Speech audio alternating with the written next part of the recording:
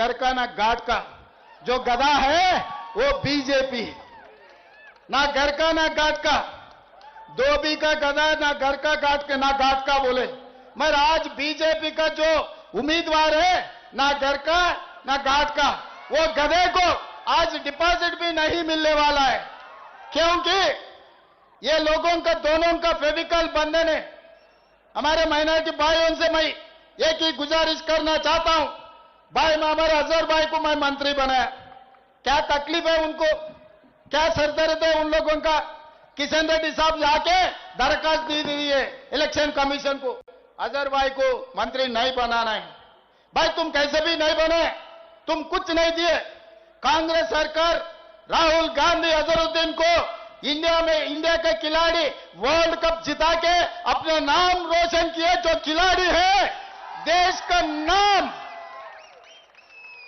पूरे दुनिया में रोशन जो किया, उन्होंने आज हमारा मंत्री है। हम लोग गर्व से कहना हमारा हैदराबाद शान आज मंत्री बन गए। अगर उनको तारीफ नहीं किए तो नहीं किए, मगर खिलाफ करने का क्या जरूरी था किशन रेड्डी साहब। किसके लिए आप किसको मदद देना चाह रहे हैं? हमारे माइनॉरिटी लोग कोई भी बीजेपी को वोट देने वाला नहीं है। फिर सब सारे कांग्रेस को देश को उसको क्या तकलीफ है? इसमें विभाजन लाके कुछ वोट आप बीआरएस को दिलाने के लिए कोशिश कर रहे हैं। ये मंत्री नहीं बनाए तो कुछ वोट है, कुछ वोटर्स, अरे भाई हमारे माइनॉरिटी मंत्री नहीं बनाया रेवंत रेड्डी साहब, इसीलिए हम कार को कुछ और डाल लेंगे। कार को मदद करने के लिए आज किशन रेड्डी साहब कोशिश कर रहे हैं। मैं ये मन से यही पूछना चाहता हूं, किशन रेड्डी जी आपका बाप का जागीर मैं कुछ नहीं मांगा, आपका बाप का जागीर कुछ खींच के अजहर को नहीं दिए।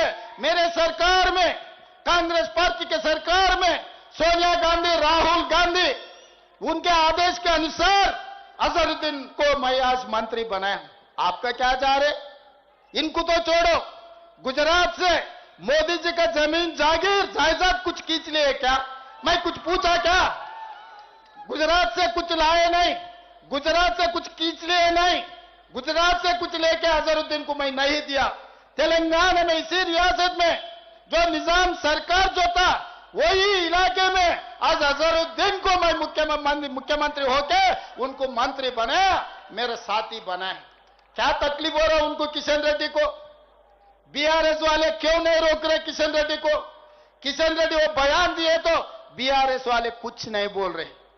इसका मतलब दोनों एक ही है। दिन में लड़ लेते, रात को मिल लेते, अलई बलई रात को, दिन में लड़ाई झगड़ाई। ये मामला हो रहा है। माइनॉरिटी भाइयों आप लोग सोचो, मैं कुछ बोलने का नहीं है, आप लोग सोचो। और दूसरी बात मैं बोलना चाहता हूं, बार बार मोदी अमित शाह बोल रहे थे कालेश्वरम एटीएम बन गया केसीआर को, 1 लाख करोड़ रुपए खा लिए। बार बार कहा, बयान दिए अमित शाह और नरेंद्र मोदी जी, चलो भाई कार्रवाई किए, मैं पूरा चोर को पकड़ लिए। बीजेपी वाले बोले किशन रेड्डी ये कहा भाई सीबीआई को दे दो, 24 घंटा में हम लोग अंदर डालेंगे केसीआर केटीआर को। मैं दे दिया सीबीआई को, 3 महीने हो जा रहे, 100 दिन कुछ कम खत्म हो रहे, अभी तक एफआईआर तक नहीं बनाया। 1 लाख करोड़ रुपए आम जनता के जो पूरा लूटी किए, उनके खिलाफ हमारे असेंबली में चर्चा करके सबसे पूछकर सीबीआई को मैं दिए केस। 100 दिन हो रहा, आज तक सीबीआई ने क्यों केसीआर के खिलाफ कदम नहीं उठाया, क्यों एफआईआर तक नहीं बनाया? अगर किसी माइनॉरिटी के खिलाफ, किसी कांग्रेस नेता के खिलाफ ऐसे केस आए तो छोड़ते थे क्या? आप लोग सोचो। और फार्मूला ई रेस कारों का, कार रेस में 40-50 करोड़ रुपए केटीआर ने लूट लिए। हैदराबाद में कार चलाया, सरकार के पैसे खा लिए। उसका भी कार्रवाई करने के लिए, जेल को बिछाने के लिए, चंचल गुड़ा में खाना खिलाने के लिए गवर्नर का परमिशन जरूरत है। 2 महीने हो जा रहा, मैं गवर्नर को परमिशन पूछकर, तेलंगाना सरकार ने तेलंगाना गवर्नर को केटीआर को अंदर डालने के लिए परमिशन पूछ के 2 महीने हो रहा, आज तक मुझे परमिशन नहीं मिला।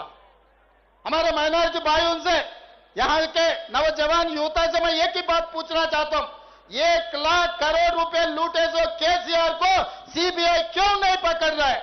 मोदी जी क्यों रोक रहे? होम मिनिस्टर अमित शाह क्यों केसीआर को बचा रहे?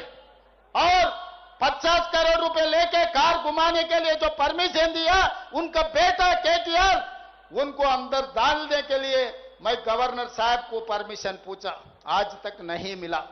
फिर बाप 1 नंबर, बेटा 10 नंबर निकला। फिर मोदी जी पकड़ेगा कब? चोरों को पकड़ेगा कब? आप लोग सोचो।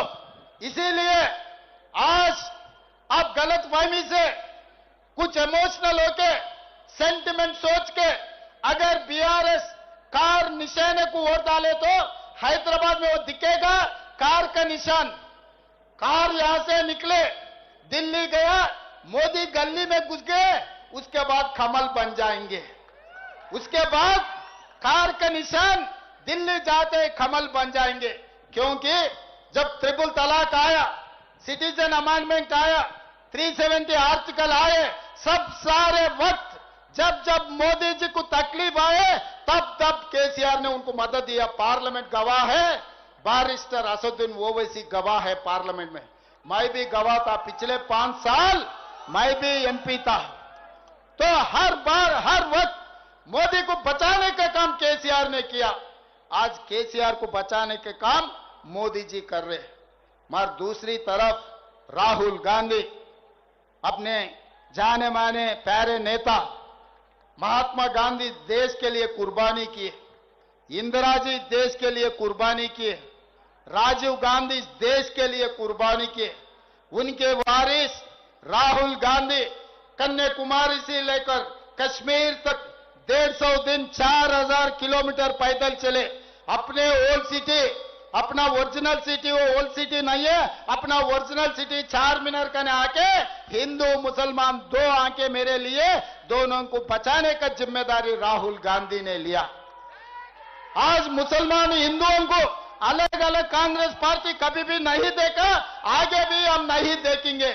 आप लोगों को भैया, आप लोगों को आपके भला के लिए जो करना है हम करेंगे, उसके नेतृत्व में हम लोग काम कर रहे हैं।